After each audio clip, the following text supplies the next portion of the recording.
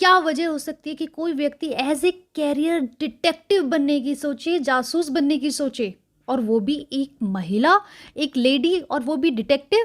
जी हाँ दोस्तों, आज आपने बिल्कुल ठीक सुना। आज हम आपको सुनाने वाले हैं देश की पहली महिला डिटेक्टिव, जिसे लोग लेडी जेम्स बॉन्ड और लेडी शेरलॉक होम्स कहते हैं। एंड वो हैं नन अदर देन रजनी पंडित जी। जी हाँ दोस्तों, अगर आपने आज से पहले इनका नाम नहीं सुना है तो आज हम आपको सुनाने वाले हैं रजनी पंडित जी की कहानी, कि कैसे ये बनी है देश की पहली महिला डिटेक्टिव। तो चलिए बिना इधर उधर की कोई बातें शुरू करते हैं रजनी पंडित जी की कहानी। महाराष्ट्र में जन्मी और पढ़ी लिखी रजनी पंडित ने कभी नहीं सोचा था कि वो एक दिन डिटेक्टिव बनेंगी, लेकिन बचपन से ही उनको जासूसी करने का बहुत शौक था। बचपन से ही वो हर एक चीज़ का पता लगाने के लिए जुटी रहती थी। अगर कभी किसी ने कोई घपला किया है तो वो उस चीज़ की जड़ तक घुस जाती थी कि ये आखिर किसने किया है। उनके पिताजी सीआईडी में थे और वो बिल्कुल नहीं चाहते थे कि उनकी बेटी जासूस बने और वो भी एज ए कैरियर उसको चूज़ करे। कोई भी पेरेंट्स नहीं चाहता। पर जब वो कॉलेज में थी, तब कॉलेज में एक लड़की थी जिसके बिहेवियर उनको बहुत ही ज़्यादा अजीब लगता था। उसके बाद उन्होंने पूरी कोशिश करके कॉलेज में से उसके घर का एड्रेस ढूंढा एंड उसके घर वालों को बताया कि आपकी लड़की का बिहेवियर गलत है और वो किसी गलत काम में इन्वॉल्व है। ये बात सुनकर उस लड़की के माँ बाप बहुत ही नाराज़ हुए और उसके पिता ने कहा, अगर आपके पास कोई सबूत है तो लेकर आओ, वरना मेरी लड़की पर ऐसा गलत इल्ज़ाम लगाना भी मत। उसके बाद रजनी जी ने उन्हें खूब सारे सबूत दिए और जब जाकर उनके पेरेंट्स को भरोसा हुआ कि हमारी लड़की किसी गलत काम में इन्वॉल्व थी, एंड देन उनके पापा ने उनसे कहा था, अरे आप तो एकदम स्पाई निकली। वही वर्ड सुनकर उनको मन में ख्याल आया कि यार, क्या मैं स्पाई बन सकती हूँ? क्या मैं इसे एज ए कैरियर चूज़ कर सकती हूँ? उनकी माँ ने उन्हें फुल सपोर्ट किया कि वो जो चाहे लाइफ में कर सकती हैं, लेकिन थोड़ा फादर का था कि नहीं, जासूस एज ए कैरियर चुनने की ज़रूरत नहीं है। कॉलेज के बाद उन्होंने एज ए क्लर्क की एक जॉब मिली। स्टेबल होने के लिए उन्होंने वो जॉब ले ली, पर जॉब में भी एक कलीग ने उनको बताया कि उनके घर से कुछ पैसा गायब है और उनको शक है कि पैसा बहू ने लिया है। और जब रजनी ने इसकी इंक्वायरी की तो पता चला कि घर के सबसे छोटे बेटे ने वो पैसे चोरी किए थे। उसके बाद ये उनकी पहली पेड जॉब थी एज अ डिटेक्टिव। उसके बाद उन्हें धीरे धीरे कॉन्फिडेंस मिलता गया। उनके कलीग्स उनकी तारीफ़ करने लगे कि जिस तरीके से उन्होंने वो केस सॉल्व किया। उसके बाद उन्हें एकदम कॉन्फिडेंस आ गया कि नहीं, अब मुझे जासूसी बनना है, ये मेरा पैशन है और इस फील्ड में मैं कुछ आगे कर सकती हूँ। वो कहती हैं कि मैंने पता किया कि जासूस बनने के लिए क्या कोई क्वालिफ़िकेशन चाहिए होती है या कोई लाइसेंस चाहिए होता है, लेकिन ऐसा कुछ नहीं था। कोई लाइसेंस की ज़रूरत नहीं थी। बस आपको hard work, concentration, in depth knowledge और डिसीजन मेकिंग पावर आनी चाहिए।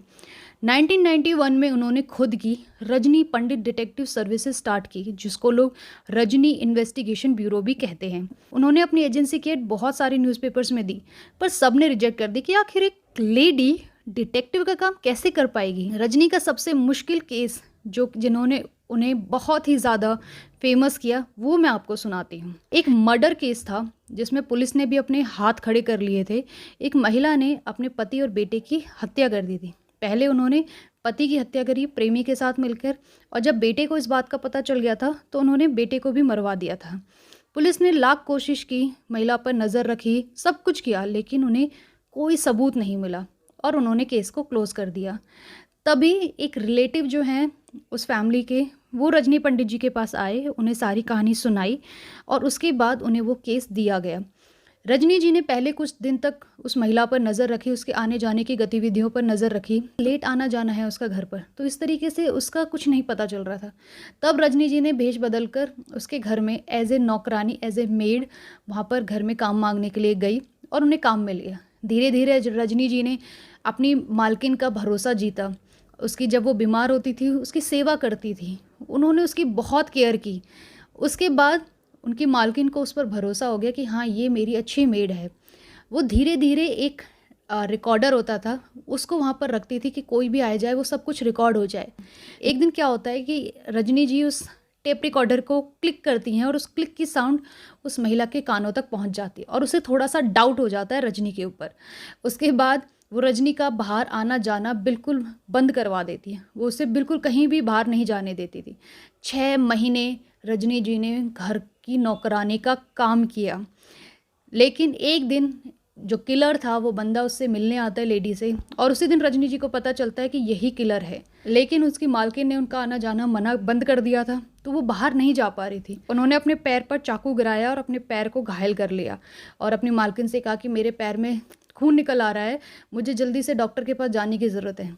और उनकी मालकिन ने उन्हें डॉक्टर के पास भेज दिया, और तभी उन्होंने तुरंत नीचे जाकर एसटीडी पर कॉल करके अपने क्लाइंट को बुलाया कि किलर यहाँ पर है, 15 मिनट के अंदर आ जाओ अगर आपको पकड़ना है। उसके बाद पुलिस वहाँ पर आकर किलर को और उस औरत को पकड़ लेती है। तो इस केस के बाद उन्हें बहुत सारी प्रसिद्धि मिली।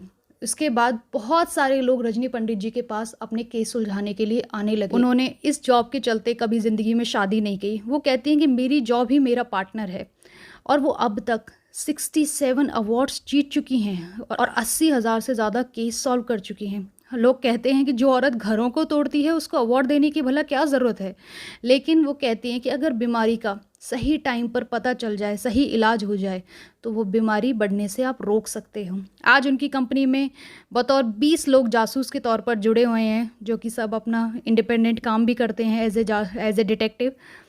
और हाल ही में उन्हें ह्यूमंस ऑफ बॉम्बे ने भी फीचर किया, जहां उन्होंने अपनी स्टोरी लोगों तक पहुंचाई, कैसे उन्होंने अपनी ज़िंदगी में एज ए डिटेक्टिव कितने सारे केस सॉल्व किए हैं। राष्ट्रपति कोविंद जी ने उन्हें फर्स्ट लेडी डिटेक्टिव का अवार्ड दिया गया, जो कि महिला एवं बाल विकास मंत्रालय की ओर से उन्हें प्रदान किया गया।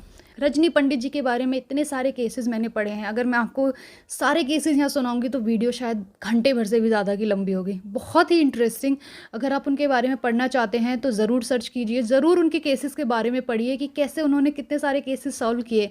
घर में मेड जो होती है वो हस्बैंड वाइफ को कैसे लड़वाती है, शादी से पहले लोग जो हैं वो लड़के और लड़की की तहकीकात करवाते हैं। इस तरीके से बहुत सारे केसेस हैं जो कि आप उनके रीड कर सकते हैं, पढ़ सकते हैं। तो बहुत ही इंटरेस्टिंग लेडी हैं रजनी पंडित जी। मुझे बहुत मज़ा आया उनकी कहानी पढ़कर। अगर आपको भी मज़ा आया हो तो प्लीज़ वीडियो को एक लाइक ज़रूर दे देना। इन चैनल को सब्सक्राइब करना मत भूलना, क्योंकि मैं आपके लिए लेकर आती हूँ बहुत ही मोटिवेशनल एंड इंटरेस्टिंग स्टोरीज़, सिर्फ और सिर्फ लेडीज़ के लिए। Thank you so much for watching the video, and please subscribe the channel. Thank you.